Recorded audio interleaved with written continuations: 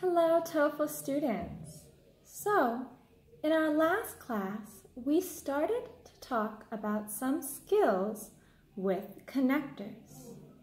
Remember, if you have a sentence that has more than one clause, which means two subjects and two verbs, you're going to need a connector. There's a long list of different types of connectors in your TOEFL structure copies. You should start to memorize the different connectors so that you can identify them on the exam. Today, we're going to look at two more skills that have to do with connectors. Okay, let's get started. When we're talking about connectors, it's important to remember what a clause is. A clause is part of a sentence with its own subject and verb. Remember, the number of clauses you have tells you how many connectors you need.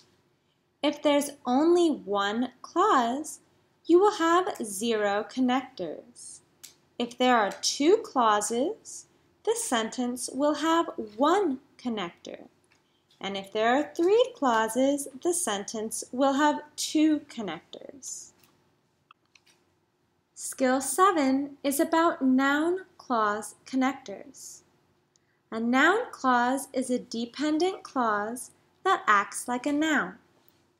Here are the connectors that are used with noun clauses: what, when, where, why, how, whether, if, and that. Let's look at an example of a sentence with a noun clause connector. They know the park where I often walk my dogs. First, we have a subject and a verb. They know. Then, there's a noun clause connector, where, and then another subject, I, and another verb, walk. Where I often walk my dogs is the whole noun clause. Skill 8 is about noun clause connector subjects. Some of the noun clause connectors, like who, what, and which, can be both a connector and a subject in a sentence. Look at this sentence. She saw what was in the box in the closet. We have our subject, she, and a verb, saw, and then we have noun clause connector, what, and a verb, was. Here, this noun clause connector is also our subject. Look at another example. Of the 3 movies, I can't decide which is the best. Look, this sentence starts with a preposition, of. So that makes this first noun, movies, the object of the preposition. Remember skill 2, objects of prepositions cannot be subjects. So that is not our subject.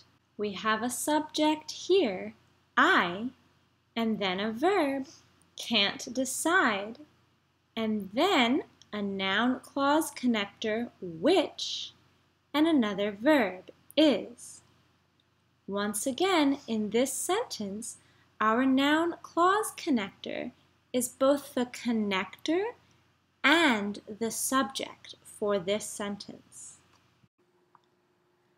These are the strategies for structure questions 1 through 15. Don't look at the answers right away. Identify the subjects and verbs first. Remember, objects of prepositions cannot be subjects. What are objects of prepositions? They're the first noun after a preposition. Prepositions are words like on, to, or with. Also, you should remember the word order: connector, subject, verb, object. Think about how many clauses there are. If you have one clause, you do not have connectors. If you have two clauses, then you have one connector. Think about reduced adjective clauses.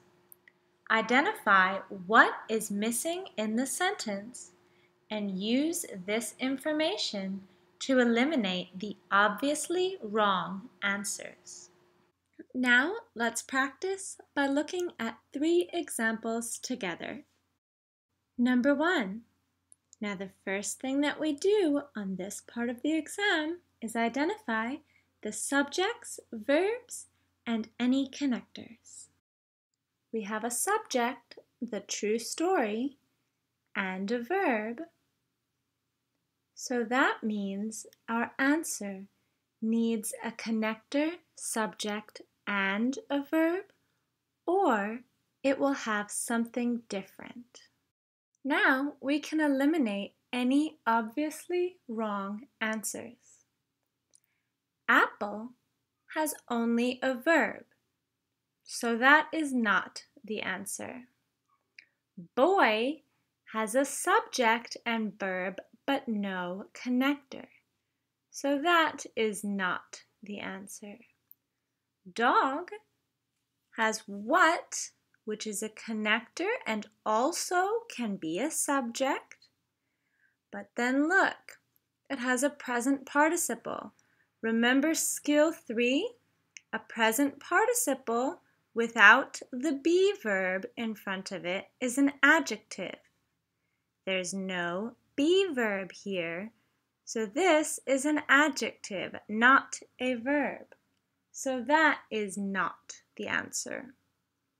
Therefore, our answer is cat. What is our connector and subject, and happened is the verb.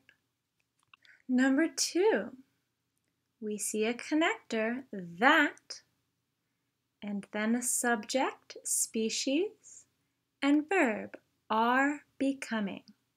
Here's a present participle with a be verb in front of it, so this is a verb in the continuous tense.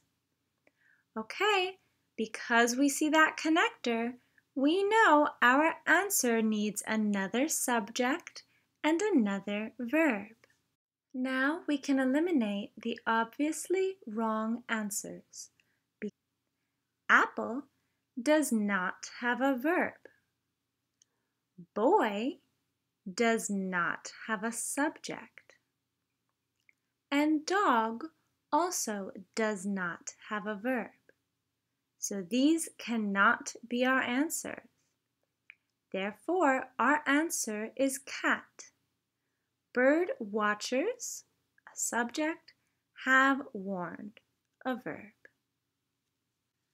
And number 3, we see a subject, Haley, and a verb, accurately, and then a connector, when, and another verb, would return.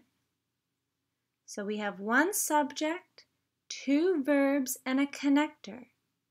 Can this connector also be a subject? No, it cannot be a subject. The noun clause connectors that can be both a connector and a subject are who, what, and which, not when. So this is not a subject. So that means our answer needs a subject. Look at the answers.